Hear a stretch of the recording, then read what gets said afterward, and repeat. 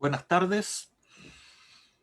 Estamos hoy día en el ciclo de charlas primeras edades y hoy día nos corresponde a revisar este quinto aspecto de el aprendizaje en primeras edades. Hoy día vamos a revisar un tema bastante interesante que tiene que ver con las trayectorias de aprendizaje. Lo que vamos a ver hoy día tiene como objetivo comprender primero que todo qué son las trayectorias de aprendizaje y cómo estas trayectorias de aprendizaje impactan en el proceso de enseñanza y aprendizaje. Primero que tienen que saber, ¿no es cierto?, es que el cerebro durante el desarrollo sufre un proceso de cambio, de maduración, ¿no? Esto es una imagen que ya mostré en una de las charlas anteriores, simplemente es para recordar, ¿no es cierto?, de que gran parte de la maduración del cerebro ocurre en edades muy tempranas. Ya hacia los 5 años de edad, ¿no es cierto?, existen zonas del cerebro que todavía no están completamente desarrolladas, especialmente en la zona prefrontal, y estas zonas del cerebro se terminan de desarrollar ya pasados los 20 años. Y es por eso que en el desarrollo del cerebro van ocurriendo un conjunto de cambios, tanto en lo cognitivo como en lo conductual, y eso impacta obviamente en el aprendizaje. Un trabajo muy importante en esta área fue desarrollado por Piaget, en que dividió las etapas del desarrollo cognitivo de los niños en estas 4 grandes áreas. Primero, la etapa sensoromotor, de 2 a 2 años. Luego está la etapa preoperacional, que corresponde a la infancia temprana, es de 2 a 7 años. Luego está la etapa operacional concreta, de los 7 a 11 años. Y finalmente, la etapa operacional formal, que corresponde a los adolescentes y jóvenes entre 11 y 15 años. Esta etapa inicial, que es la etapa sensoromotor, ¿no es cierto?, se caracteriza principalmente por el desarrollo basado en la información que se obtiene a través de los sentidos o movimientos del cuerpo. Hay 2 características que tienen estos niños. Uno es la permanencia del objeto y el otro las acciones dirigidas. En esta edad, como ustedes saben, los niños perciben el medio externo a través de sentidos, principalmente de la boca. De hecho, todos los objetos se los llevan a la boca. Pero esta característica de permanencia del objeto tiene que ver con esto, que es una característica del sistema cognitivo. Si uno tiene 2 paños y uno le muestra al niño que oculta un auto, un juguete, por ejemplo, en el paño naranja, y le pregunta al niño dónde está el objeto, el niño va a decir, obviamente porque lo vio, que está bajo el paño naranja.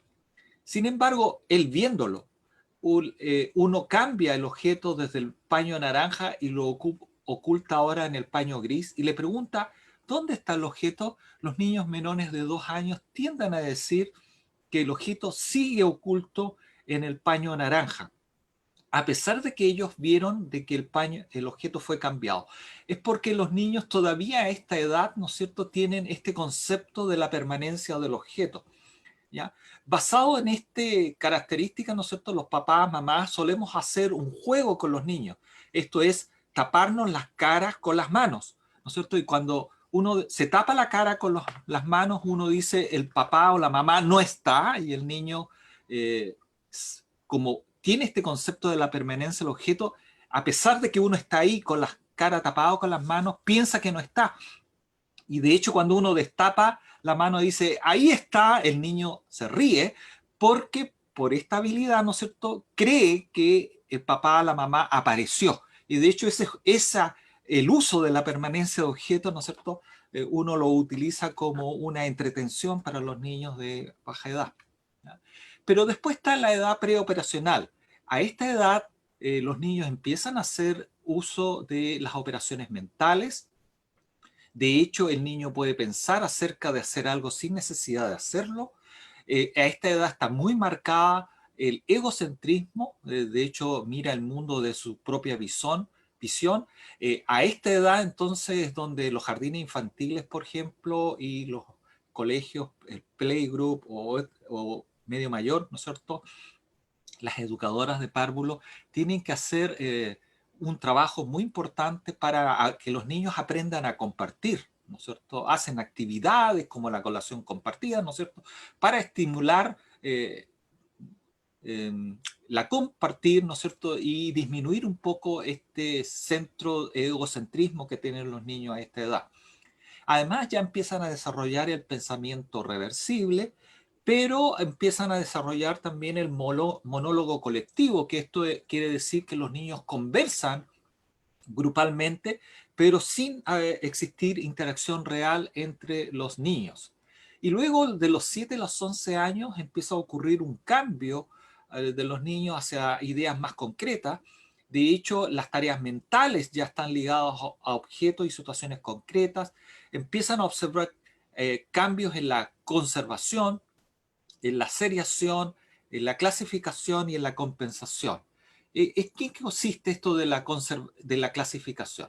Por ejemplo, los niños de 2 años de edad, cuando uno le pide clasificar cosas, por ejemplo, poner flores acá, los niños utilizan un criterio de clasificación. Ya a los 3 años pueden utilizar 2 criterios de clasificación, por ejemplo, flores versus autos.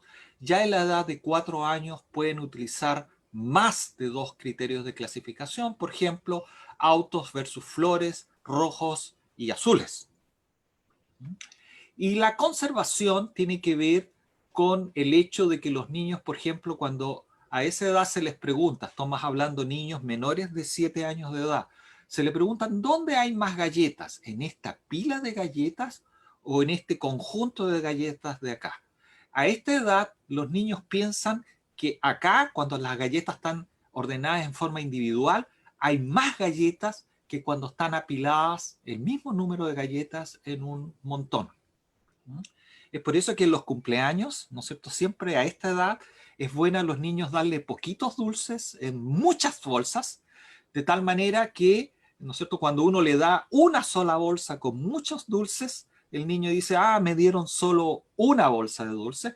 En cambio, cuando le dan poquitos dulces, pero repartidos en muchas bolsas, generalmente el niño llega feliz, ¿no es cierto?, donde su papá le dice, mira, me dieron muchos dulces, porque piensa que al haber muchas bolsas hay más dulces que en una sola bolsa agrupadas todas ellas.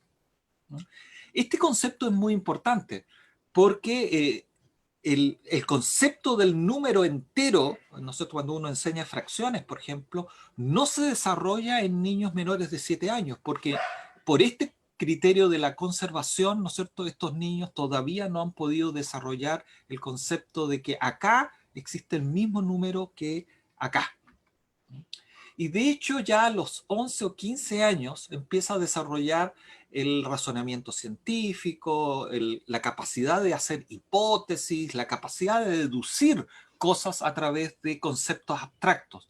Empieza a ocurrir el egocentrismo adolescente, cada uno empieza a expresar sus sentimientos, sus pensamientos, sus pareceres, y acá, recién a esta edad, se empieza a lograr el razonamiento a través de áreas de interés y de experiencia. Es por eso que el método científico, cuando uno lo enseña a través del desarrollo de hipótesis, eso puede ocurrir solamente en niños mayores de 15 años. Es muy difícil que los niños menores de 15 años sean capaces de generar y deducir hipótesis. Y solamente cuando logran desarrollar todas estas habilidades, ¿no es cierto?, se desarrolla esta habilidad que tienen los niños ya posterior a los 15 años de edad de resolver problemas muy complejos, ¿ya? Porque esto involucra una serie de habilidades que deben desarrollarse durante las primeras etapas del desarrollo mental, a través del desarrollo principalmente de las funciones ejecutivas, como es representar el problema, pensando qué necesito para resolverlo, qué impide que se resuelva el problema, luego desarrollar un plan para resolver el problema, ejecutar el plan y finalmente evaluarse que el plan ejecutado permitió, ¿no es cierto?, resolver el problema planteado. Esta capacidad de raciocinio con este grado de complejidad se logra solamente pasado, ¿no es cierto?, la edad puberal, estamos hablando sobre los 12, 15 años de edad. Esto significa que estas 4 etapas del desarrollo cognitivo va asociado, ¿no es cierto?, con un desarrollo físico del cerebro. De hecho, cuando uno mira estas 4 etapas del desarrollo cognitivo, llama la atención que existe un gran paralelo con el desarrollo de las funciones ejecutivas, ¿no es cierto? Esta etapa de 0 a 2 años corresponde a esta etapa donde se está desarrollando plenamente el cerebro con baja desarrollo de funciones ejecutivas, y luego ocurre esta gran explosión de desarrollo de funciones ejecutivas que va asociado con la etapa preoperacional hasta los 7 años de edad, más o menos. Luego existe como una estabilización en la habilidad de funciones ejecutivas, ¿no es cierto?, que vendría a ser a esta etapa operacional concreta, para finalmente, ¿no es cierto?, ocurrir el desarrollo formal, ¿no es cierto?, de toda la etapa adolescente en esta etapa de la vida. Y por lo tanto, las mismas etapas que había descrito Piaget va acompañado con una etapa, ¿no es cierto?, una progresión también en el desarrollo de las funciones ejecutivas, y todo esto va acompañado en forma paralela, ¿no es cierto?, con un desarrollo físico del cerebro, principalmente en la zona prefrontal.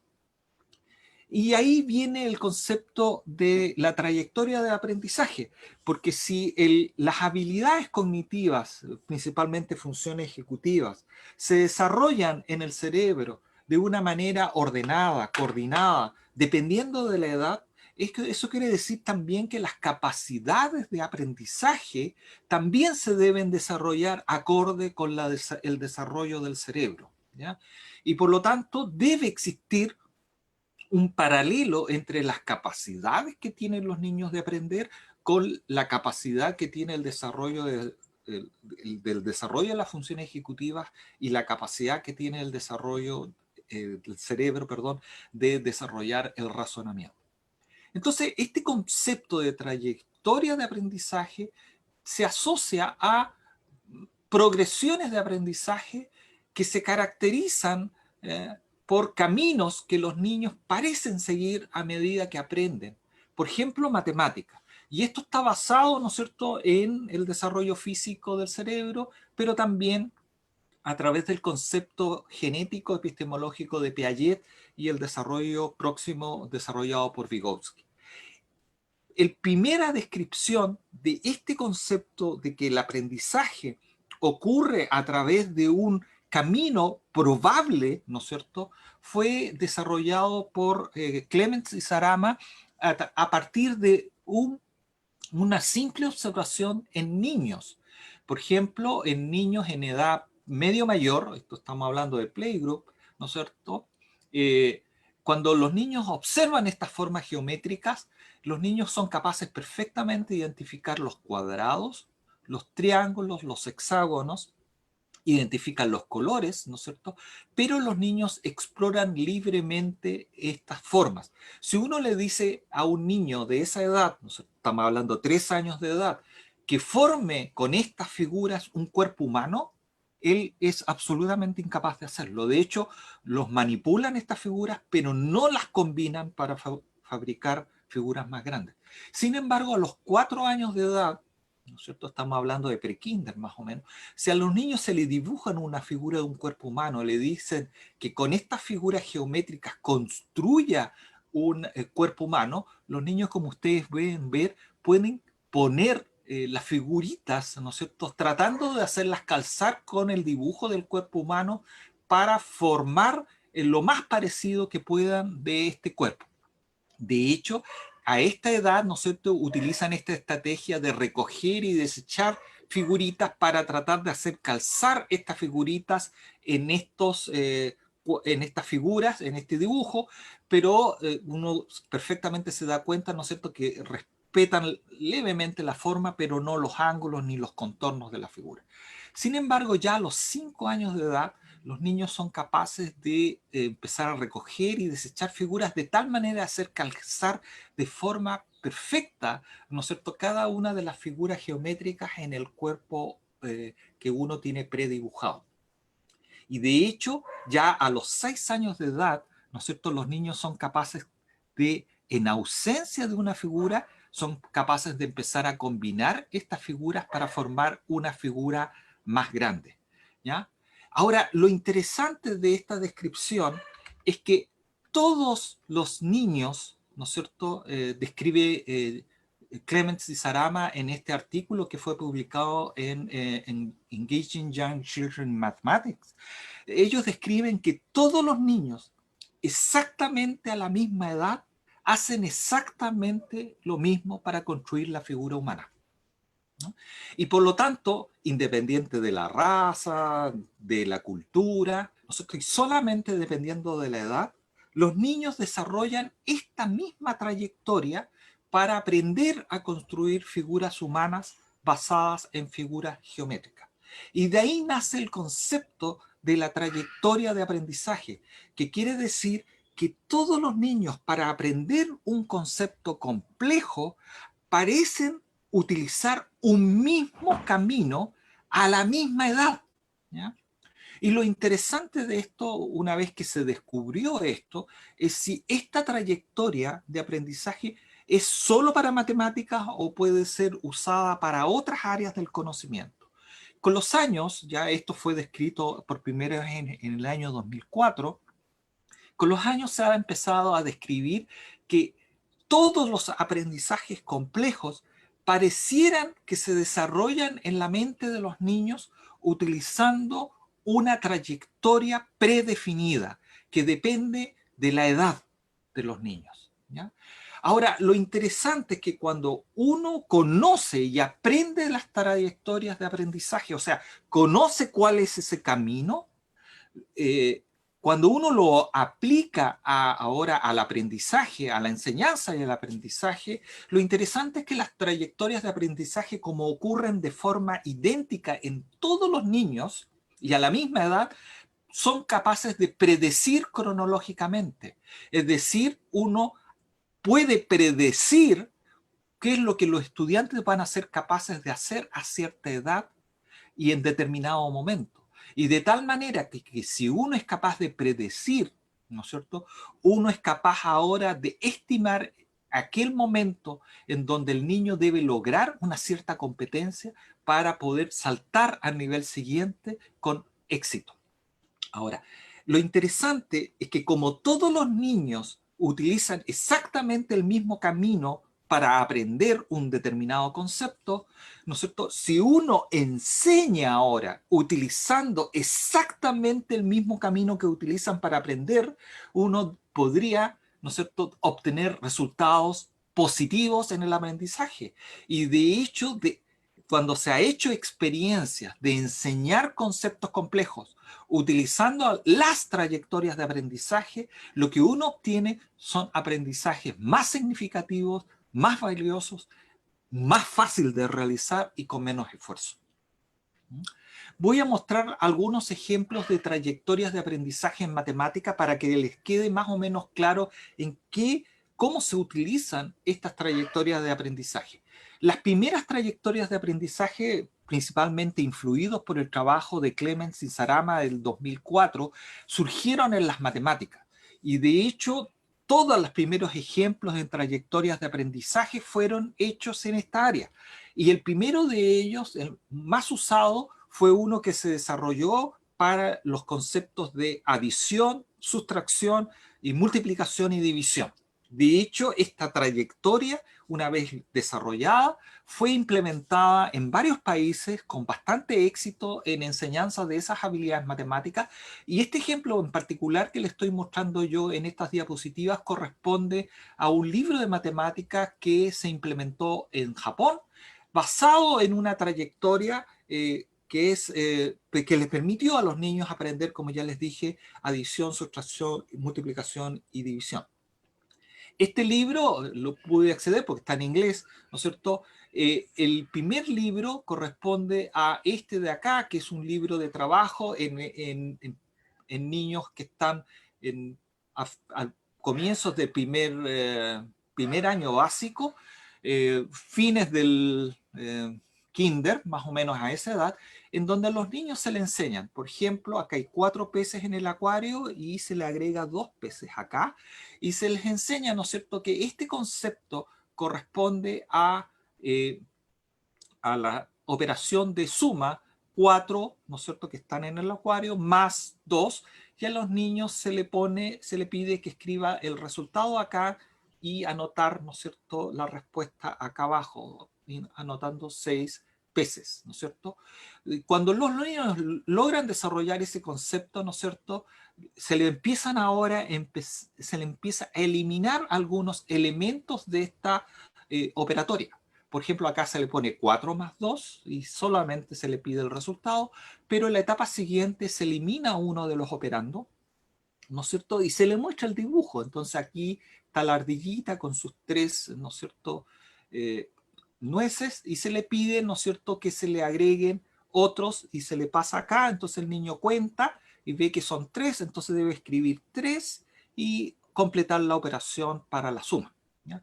Luego obviamente se le quitan los 2 números. Por ejemplo, acá tenemos 4 niños, ¿no es cierto? Después llegan 3, por lo tanto tiene que escribir 4, tiene que operar 3 acá y luego hacer la suma para anotar el total de niños. Y luego se le quita el operando, ¿no es cierto?, el signo más. Y los niños deben ser capaces de anotar 5, después poner el signo más, después ponerle 2, ¿no es cierto?, y anotar el resultado. Basado en esto, ¿no es cierto?, la etapa siguiente pasan a elementos más complejos, ¿no es cierto?, como sumas. Acá tienen 9 cartas, ¿no es cierto? Bill, Tad tiene 4 cartas más que Bill, y por lo tanto aquí los niños tienen que poner, ¿no es cierto?, el número 13 acá, y después hacer la operación, ¿no es cierto?, para poder hacer estos números complejos. Y luego, utilizando exactamente la misma estrategia, aprenden a hacer sumas cada vez más complejos. Y de esta manera, a través de representaciones concretas que permiten a los niños aprender, ¿no es cierto?, y entender el racional de todas las operaciones matemáticas asociadas, en este caso, en este ejemplo particular, con la suma, ¿ya? Y luego, ¿no es cierto?, ya hacia el tercero y cuarto básico, trayectoria matemática permite el desarrollo de la multiplicación y de las propiedades distributivas a través de este concepto, ¿no es cierto?, de tomar cada uno de los numerandos multiplicados por el número, en este caso 4 por 6, 50 por 6, 700 por 6, luego hacer la suma para obtener el valor total, ¿no es cierto? Estas explicaciones en el libro ayudan a entender el sistema de algoritmos, ¿no es cierto? Y luego, a través de este tipo de representaciones esquemáticas, los niños son capaces de empezar a entender la propiedad distributiva de la multiplicación, ¿no es cierto? O haciendo operaciones incluso en conceptos abstractos como esta de acá abajo. Y finalmente, ¿no es cierto?, en llegar a entender cuál es la base fundamental que lleva desde la suma hacia la multiplicación. Ahora, ¿para qué sirven también aprender, que los niños aprendan en función de una trayectoria de aprendizaje? Y también, ¿para qué sirven los profesores conocer trayectorias de aprendizaje, además de enseñar eficientemente a los niños? Y le voy a dar un ejemplo. Por ejemplo, esta es una prueba de diagnóstico de un niño que acaba de terminar cuarto básico, y esta es la primera prueba que da en quinto básico, para saber si los niños aprendieron en quinto las operaciones de la multiplicación, ¿ya? Y esto es un ejemplo de un niño que obtuvo un 80% de preguntas correctas en una prueba diagnóstica de multiplicación. Y una de las preguntas era: hay 16 jugadores en un equipo en la liga de fútbol de Smithville. ¿Cuántos jugadores hay en la liga si hay 12 equipos? Y el niño, como era una prueba de desarrollo, opera de la siguiente manera. Anota 12 veces 16 y lo suma, 192, y escribe: hay 192 jugadores, ¿ya? Y por lo tanto, cuando uno revisa toda la prueba de este niño, él descubre que todas las operaciones de multiplicación en realidad las resolvió haciendo sumas, ¿ya?, de este tipo. Y por lo tanto, si uno se pregunta, ¿está este estudiante listo para los nuevos conceptos de quinto y sexto básico como la multiplicación de decimales? Y yo creo que todos los profesores de matemáticas sabrán, ¿no es cierto?, que si el niño no ha aprendido a multiplicar números enteros, difícilmente va a poder aprender números, la multiplicación de números decimales.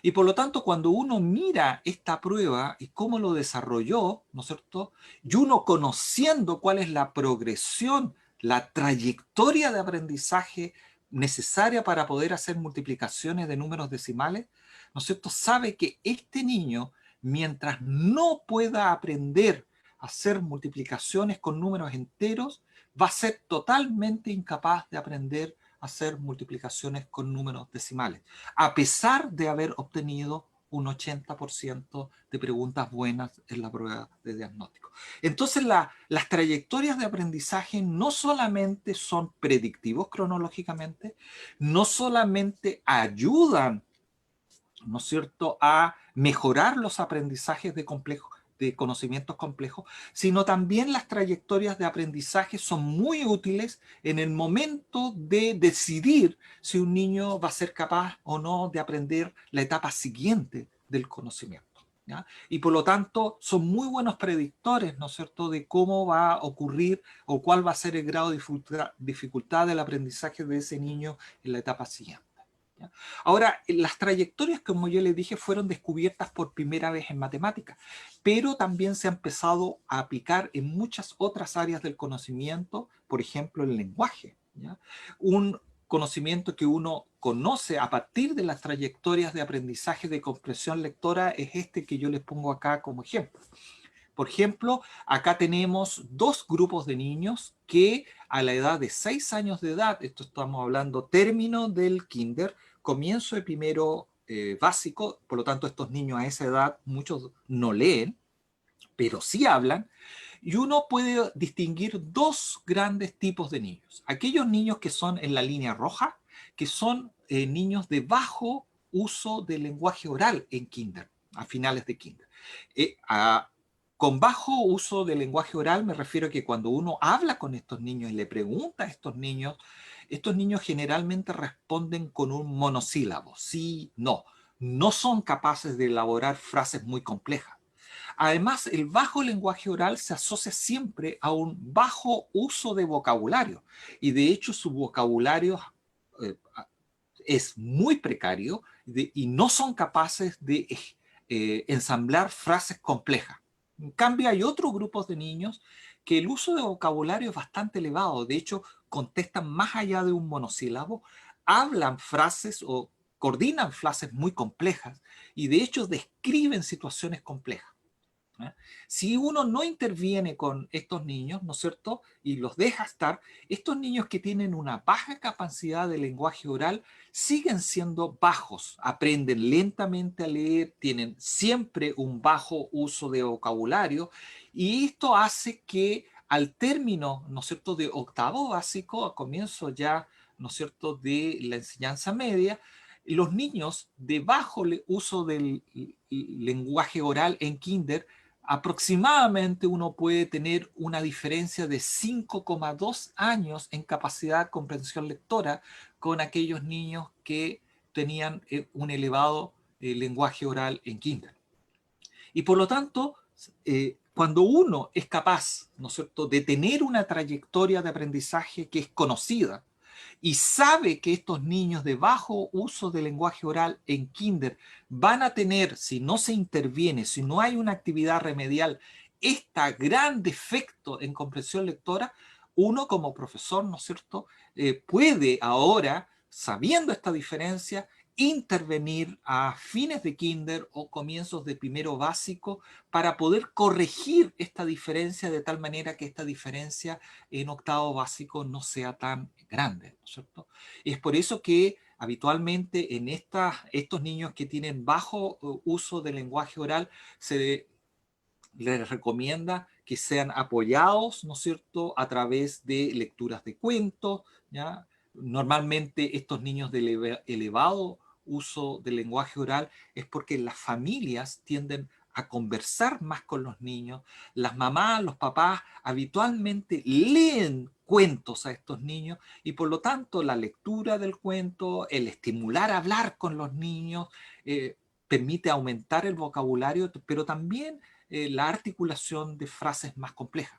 Y por lo tanto, en aquellas familias donde no es habitual la lectura, donde habitualmente los papás no conversan con los niños, donde habitualmente, ¿no es cierto?, los niños no le leen cuentos y no se les estimula el hablar, ocurre este problema de la comprensión lectora más deficiente. Y por lo tanto, las actividades correctivas están en el ámbito, ¿no es cierto?, de los niños a esta edad, de que empiecen a hablar más, ¿no es cierto? Obras de teatro en los niños, ¿no es cierto?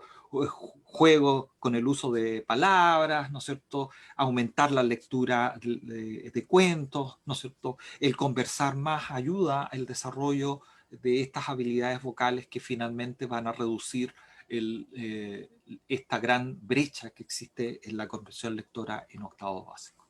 Ahora, muy bien, están estas trayectorias de aprendizaje, pero ¿cómo se elabora una trayectoria de aprendizaje? ¿Cómo se detecta una trayectoria de aprendizaje? Ahora, las trayectorias de aprendizaje, cuando uno elabora, tiene que identificar 5 grandes componentes de las trayectorias de aprendizaje para elaborarlas. Uno es el objetivo de aprendizaje, definido obviamente por las expectativas sociales o algún análisis temático de la disciplina. Por ejemplo, en el caso de la biología, la física, ¿no es cierto?, hay ciertos aspectos de la disciplina, de temas, ¿no es cierto?, que van a ser relevantes que el niño aprenda. Por ejemplo, el aprender en biología, ¿no es cierto?, sobre los seres vivos, por ejemplo, ¿ya? Hay una cierta cantidad de variables de proceso o etapas críticas que son importantes, que se asocian con la comprensión y las habilidades desarrolladas, ¿ya? Por ejemplo, ya vimos en matemáticas, ¿no es cierto?, que el aprender la multiplicación de números enteros es una etapa crítica que debe ser previa a aprender a multiplicar, ¿no es cierto?, números decimales, ¿ya? Lo mismo en sumas, ¿no es cierto?, a aprender a sumar números de un dígito es previo, ¿no es cierto?, es una etapa crítica que es parte de la trayectoria de poder sumar números de 2 o más dígitos, ¿no es cierto? Y por lo tanto, estas variables de progreso permiten definir aquellos hitos que son importantes en la trayectoria que el niño debe necesariamente cumplir para llegar al objetivo de aprendizaje final. Y luego hay estos niveles de logro, que son todos esos pasos intermedios entre las etapas críticas o que son representativos de las etapas de progreso que definen el camino finalmente, ¿ya?, que son estos de acá, ¿no es cierto? Y obviamente para cada una de estas etapas de progreso o etapas críticas o etapas intermedias de progreso, debe haber una forma de representación del aprendizaje, ¿ya? De tal manera que a partir de esa representación del aprendizaje uno pueda efectuar o medir a través de evaluaciones, ¿no es cierto?, si el niño o niña logró, ¿no es cierto?, cumplir el aprendizaje que se esperaba para esa etapa de progreso o esa etapa crítica, ¿ya? Por ejemplo, una representación del aprendizaje simple, ¿no es cierto?, en el caso de la trayectoria para poder multiplicar números decimales es, ¿no es cierto?, aquel representación que el niño debe ser capaz, por lo menos, de hacer multiplicaciones con números enteros, ¿no es cierto? Y eso uno lo puede determinar a través de varios sistemas de evaluación diferentes. Ahora, lo complejo de la trayectoria de aprendizaje es que muchas veces se confunde una trayectoria de aprendizaje con una progresión de aprendizaje, ¿ya? Ahora, conceptualmente son cosas que son distintas, ¿ya? La trayectoria de aprendizaje es la forma en que, basado en la biología y el desarrollo cognitivo de los niños, ¿no es cierto?, los niños son capaces de desarrollar un concepto complejo ¿ah? Una habilidad para poder resolver un problema complejo, por ejemplo. En cambio, una progresión de aprendizaje, como ustedes los ven, ¿no es cierto?, en los programas de estudios que establece el ministerio, corresponde a un orden lógico de conceptos que deben entregarse de manera secuencial para que el niño pueda aprender un concepto. Ahora, ¿qué es lo que se ha visto en la práctica?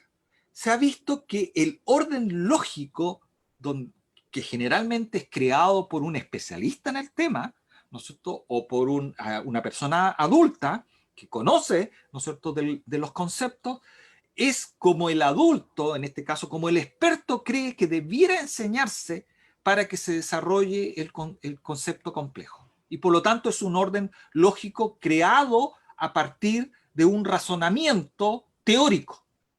Sin embargo, cuando uno hace una trayectoria de aprendizaje, muchas veces se encuentra con la sorpresa que el orden lógico que el experto dijo que debía enseñarse para aprender el concepto complejo, el camino que el niño ocupa para aprender ese concepto complejo, a veces no es el orden lógico con que se entrega el concepto. Y por lo tanto, las trayectorias de aprendizaje son y se obtienen mediante práctica, o sea, son empíricas, ¿ya? Y se sustentan en comprobaciones de hipótesis. Entonces el experto dice, sabes que yo creo por mi grado de experiencia que el niño debe aprender de esta secuencia de conocimientos, y luego lo que ocurre es que esa secuencia de conocimiento se enseña en los niños y a partir de esa secuencia se obtienen datos empíricos en el cual uno empieza a indagar si los estudiantes comprendieron o desarrollaron la capacidad de entender la materia en el orden que se dio o fue en otro orden, ¿ya? Y también la otra comprobación es si ese orden es suficiente para que los conocimientos, las prácticas, las explicaciones se empiecen a incorporar en el alumno, a crecer y sofisticar. Y la sorpresa de todos esos años de trabajo con trayectorias de aprendizaje nos ha llevado a desarrollar el que el concepto de trayectoria de aprendizaje no necesariamente, como ya les dije, se asocia al orden lógico. Generalmente se describen caminos de aprendizaje que suelen diferir un poco del orden lógico y que en general todos los estudiantes utilizan en forma más frecuente para conseguir el dominio del concepto básico de la materia que se está enseñando. Y por lo tanto, todas estas etapas críticas, variables de progreso de la trayectoria de aprendizaje, en realidad uno parte con una hipótesis obtenida a partir del conocimiento de un experto del área, pero cuando uno lo aplica en forma empírica, uno empieza a modificar ese orden, ¿no es cierto?, basado en una investigación, ¿no es cierto?, y que generalmente, como ya les mencioné, no es a través de un análisis lógico del conocimiento disciplinar, y eso implica que todas las trayectorias de aprendizaje deben probarse empíricamente para garantizar su validez. Entonces, generalmente las preguntas de fuerza que guían este tipo de trabajos son estas que están acá. Describe la secuencia de etapas críticas, una trayectoria de aprendizaje en la mayoría de los estudiantes que han experimentado un aprendizaje o una instrucción apropiada. Y produce esa enseñanza o instrucción basada en la trayectoria de aprendizaje mejores resultados para la mayoría de los estudiantes que el método convencional. Y cuando uno empieza a contestar estas preguntas, uno empieza a elaborar trayectorias de aprendizaje. ¿Qué es lo que ha ocurrido en la práctica? En la práctica, aquellos profesores que llevan años enseñando conocimiento han empezado a determinar que para ciertos conocimientos, ¿no es cierto?, existe un determinado modo o mecanismo que con los años de práctica ellos han determinado en forma empírica que los alumnos parecieran que entendieran más esa materia, ¿ya?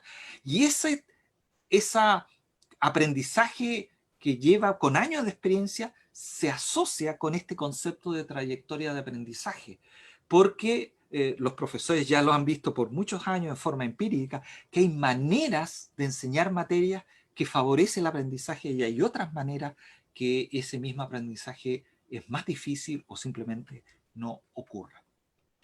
Un ejemplo para poder concretar una trayectoria de aprendizaje compleja, ¿no es cierto?, es responder una pregunta, ¿ya? Y la pregunta es muy sencilla. Esto es una pregunta para demostrar que las trayectorias de aprendizaje no son solo en matemáticas ni en el lenguaje. Hice una pregunta que está en el área de la biología, de la física. Y la pregunta aquí se le pregunta a los niños por qué flotan los objetos, ¿ya? Y aquí, ¿no es cierto?, cuando esto es una pregunta que se le puede hacer a un niño aproximadamente en quinto básico, sexto básico, por ahí, para que los profesores más o menos entiendan. Cuando a un niño se le pregunta ¿por qué flotan los objetos?, puede decir que el estudiante no tiene ninguna respuesta. De hecho, el estudiante contesta en blanco.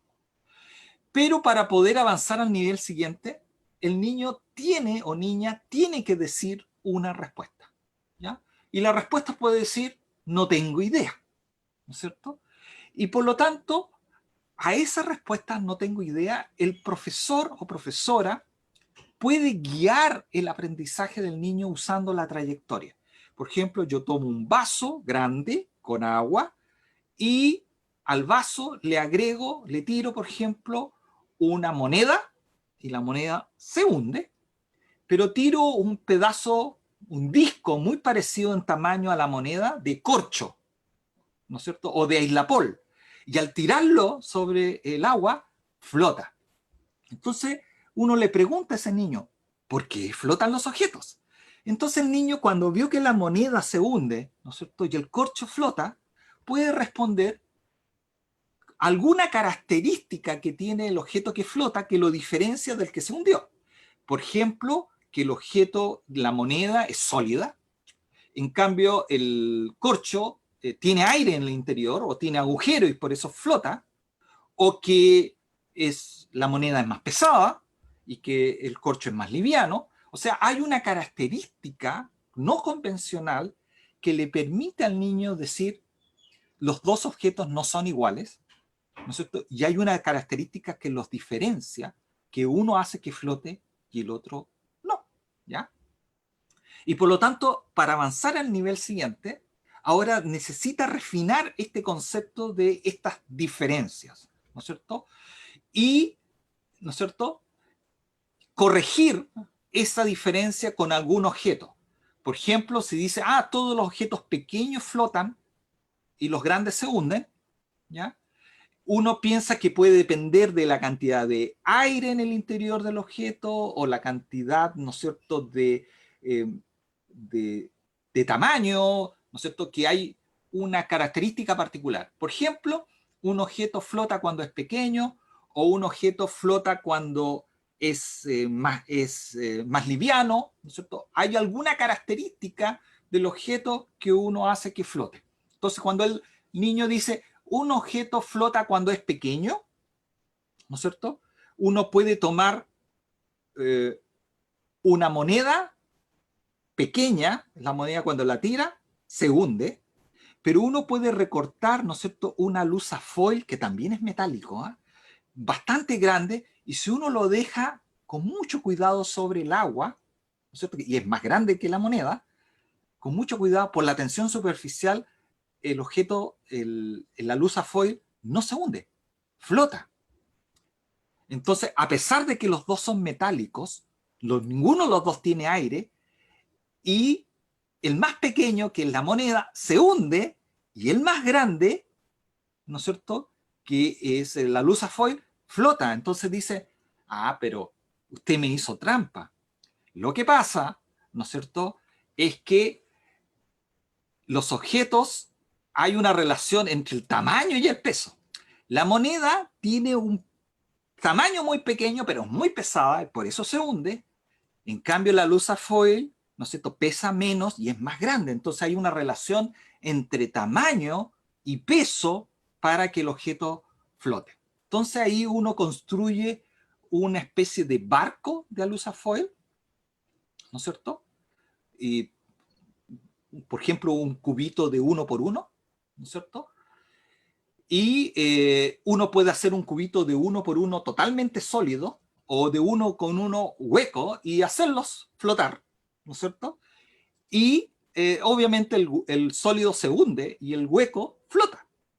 Entonces le dice al niño, en un cubito de 1 por 1, empiece a agregar pequeños trozos de, por ejemplo, alusafoil en el interior. Y al empezar a agregar alusafoil al cubito de 1 por 1, ve que al agregar más peso, el cubito 1 por 1 se empieza lentamente a hundir. Y llega un punto preciso en cuando el cubito de 1 por 1 se hunde. Entonces uno saca una balanza y le pide al niño que calcule cuál es el volumen de ese cubito 1 por 1. Entonces 1 por 1 por 1, él va a decir es 1 centímetro cúbico, y empieza a poner pesos y pesar ese cubito, y empieza a descubrir que el cubito se hunde justo cuando alcanza, ¿no es cierto?, 1 gramo. Entonces él dice, los objetos se hunden ahora cuando su masa es pequeña y su volumen es grande, ¿cierto? Y lo más interesante, haciendo este experimento, es que el punto exacto en que se hunde es cuando su masa, 1 gramo, se iguala a su volumen, 1 ml. Y cuando aprenden ese concepto, los niños ya empiezan a desarrollar, y profesor los va guiando, a desarrollar el concepto de la densidad. Y les dice, mira, la relación entre masa y volumen se llama densidad.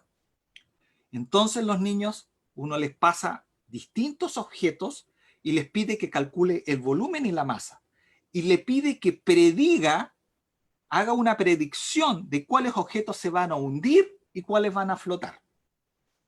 Y empiezan a ver que aquellos objetos cuya densidad es superior a 1, o sea, que tienen un peso superior al volumen, ¿no es cierto?, se hunden, y todos aquellos objetos que tienen una densidad inferior a 1 flotan, ¿ya? Lo interesante es que con esta trayectoria de aprendizaje, un niño de quinto, sexto básico empieza a entender cuál es la base conceptual de la densidad, ¿ya? Ahora, y por lo tanto, llega a la idea de que todos los objetos que tengan densidad sobre 1 se hunden, y todos los objetos que tienen densidad bajo 1 flotan. Entonces uno como profesor es un poco pillo, toma el vaso de agua, lo guarda y saca un vaso de etanol y le pide al niño hacer la misma experiencia. Y empieza a observar que aquellos objetos que antes flotaban en agua, ahora en etanol se hunden. Y empieza a determinar que en realidad los objetos que flotan en etanol tienen una densidad alrededor de 0,8. ¿Ya? Entonces dice, pero profesor, usted me hizo trampa, me cambió el líquido. Entonces, el niño dice, ¿cuál es la densidad del etanol? Calcula la densidad del etanol y descubre que es alrededor de 0,8. Entonces dice, como la densidad del etanol es 0,8, entonces, ¿no es cierto?, todos los objetos que tienen una densidad superior a la densidad del líquido flotan, y todos los objetos que tienen una densidad inferior a la del líquido, ¿no es cierto?, flotan.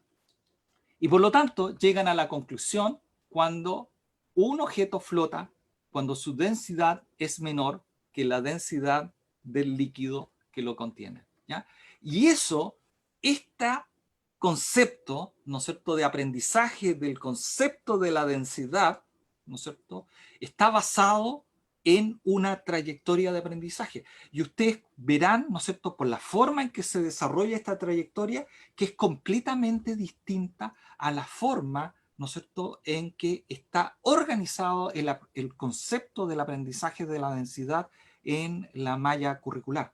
Y por lo tanto, las trayectorias de aprendizaje, como ya les dije, no siguen un orden lógico, sino que siguen este famoso camino de aprendizaje que ocurren en los niños. Ahora, usted profesor, usted profesora, usted papá, usted mamá, si quiere saber más de trayectorias de aprendizaje, basta con que ustedes pongan Learning Trajectory o trayectorias de aprendizaje en Google y pueden descubrir páginas muy buenas donde pueden acceder a varias de estas trayectorias de aprendizaje que existen en distintas materias. Probablemente lo primero que encuentren son trayectorias de aprendizaje en matemáticas, como ya les dije, es lo que más se ha estudiado en esta área del aprendizaje. Y por lo tanto, para terminar, uno, el cerebro se desarrolla principalmente, ¿no es cierto?, desde niño hasta después de la adolescencia. Ya les mencioné que todo aprendizaje parece que se adquiere siguiendo un camino que habitualmente es más frecuente que ocurran en los niños a través de este concepto de la trayectoria, y la mayoría de los estudiantes aprenden siguiendo exactamente la misma trayectoria, y por lo tanto, si uno como profesor desarrolla trayectorias de aprendizaje para enseñar, pueden alcanzar aprendizajes más significativos en menos tiempo y con menos esfuerzo. Las trayectorias de aprendizaje no se deducen del conocimiento lógico, sino que se construyen empíricamente a través de prueba y error, ¿ya? Y por ello, las trayectorias no son progresiones de aprendizaje, son determinaciones empíricas que se construyen, como ya le dije, mediante la experimentación y que, ¿no es cierto?, ustedes profesores, ustedes profesoras pueden elaborar en su quehacer docente. Muchas gracias. Estoy ahora preparado para responder preguntas de ustedes. Me preguntan acá, la primera pregunta, Héctor, me pregunta, ¿cuál es la mejor edad para enseñar la elaboración de las hipótesis? ¿Ya? En general, como vimos, esto ya lo describió Piaget, ¿no es cierto?, hace muchos años atrás, el pensamiento complejo para aprender a desarrollar problemas basados en hipótesis y por lo tanto para aprender a desarrollar hipótesis ocurre espontáneamente en los niños mayores de 14, 15 años. Y por lo tanto a esa edad recién los niños pueden aprender a desarrollar hipótesis. Es muy poco probable y extremadamente difícil que los niños puedan aprenderlo a hacer antes de esa edad. Y por lo tanto, la enseñanza media, ¿no es cierto?, es una muy buena edad escolar para que los niños aprendan a hacer hipótesis, ¿ya? Usted, profesora, si está en tercero básico, cuarto básico, quinto básico, por favor, no trate que los niños desarrollen hipótesis. Cognitivamente hablando, no lo van a poder hacer a esa edad, ¿no? ¿Cuál es la trayectoria de aprendizaje en ciencias? Me pregunta. ¿Qué se recomienda? Bueno, en ciencia hay varias trayectorias de aprendizaje que se han ido descubriendo poco a poco, ¿ya? Para cada aspecto de la ciencia se han empezado a desarrollar ciertas trayectorias. Hay algunas trayectorias como el que les mostré yo sobre el concepto de la densidad que se han logrado desarrollar. Sin embargo, como todo esto es empírico, ¿no es cierto?, ha tomado bastante tiempo, y esto es un conocimiento nuevo. Estamos hablando que la primera trayectoria, la de Clemens y Sarama, es de 2004. Y por lo tanto, todavía no existe un conocimiento cabal de todas las trayectorias de aprendizaje en ciencia. Existen solo algunos aspectos que se han desarrollado empíricamente de algunos temas en particular, como la del ciclo del carbono, la del ciclo del nitrógeno, la de estructura atómica de los átomos, el concepto de densidad, el concepto de fuerza y movimiento. Esas ya están definidas y yo creo que si usted googlea en el Internet, podría encontrar bien descrito con actividades ya desarrolladas para poder desarrollar esas trayectorias en ciencia. ¿Mm? ¿Qué fuentes recomiendan para profundizar este tema? Como ya les dije, este tema muchas veces se confunde, hay que tener cuidado porque En Internet, cuando uno hace búsqueda de trayectorias de aprendizaje y muchas veces encuentra, más que trayectoria, encuentra progresiones, ¿ya? Y ya les dije, no es lo mismo una progresión que una trayectoria, ¿ya? De hecho, hay un documento de la OCDE muy interesante que fue publicado hace un par de años atrás, que toma este aspecto muy importante para poder diferenciar lo que es trayectoria y aprendizaje. De hecho, en ese documento la OCDE dice que trayectorias de aprendizaje están muy bien definidas en matemáticas y en otras áreas que no están tan definidas todavía se sigue trabajando en progresiones.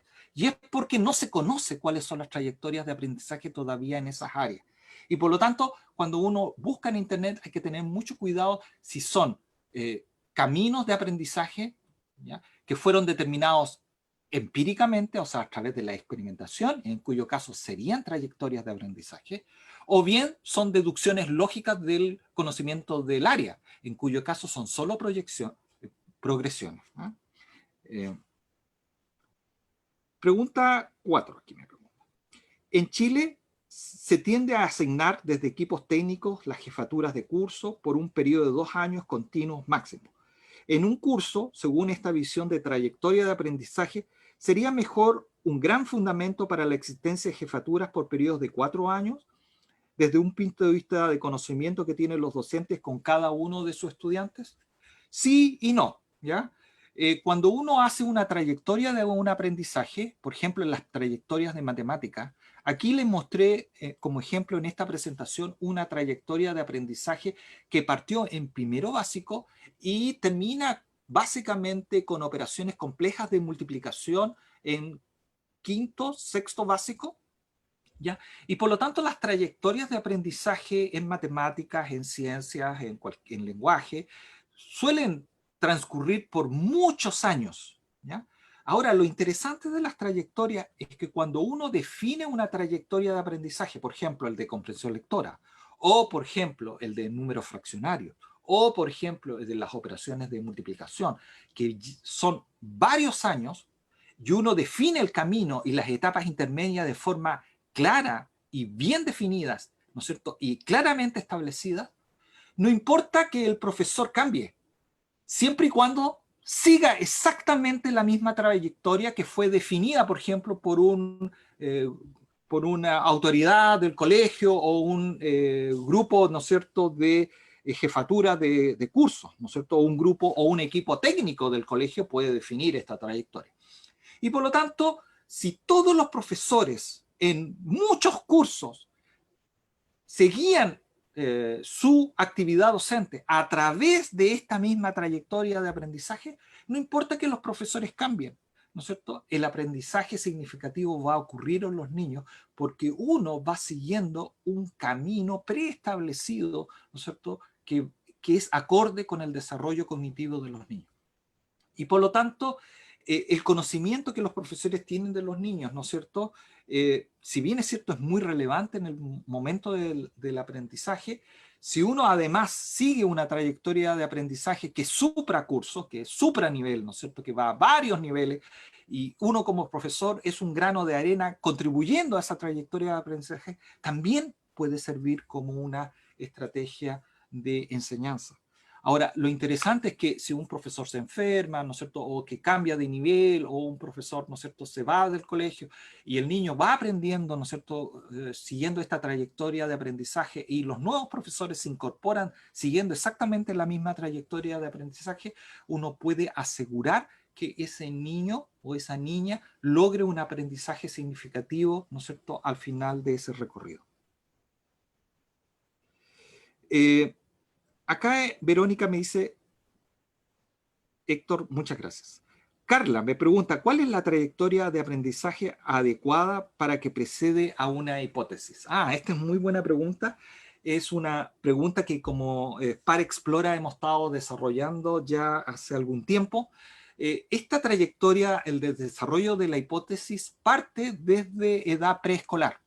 De hecho, el primer objeto o la primera característica como elemento crítico del aprendizaje en niños que van a aprender finalmente a hacer hipótesis es el desarrollo de la capacidad que tienen los niños de la curiosidad y la capacidad que los niños tienen de hacerse preguntas, ¿ya? Estamos hablando de niños curiosos a los 3 años de edad y que sean capaces de hacer preguntas significativas a los 5 años de edad, ¿ya?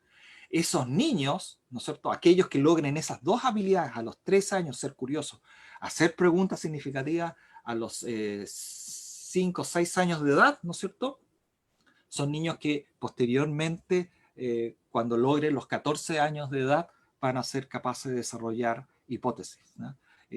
No voy a dar la descripción completa de las distintas etapas, pero ahí tienen dos etapas claves necesarias para que el niño pueda finalmente desarrollar hipótesis más elevadas.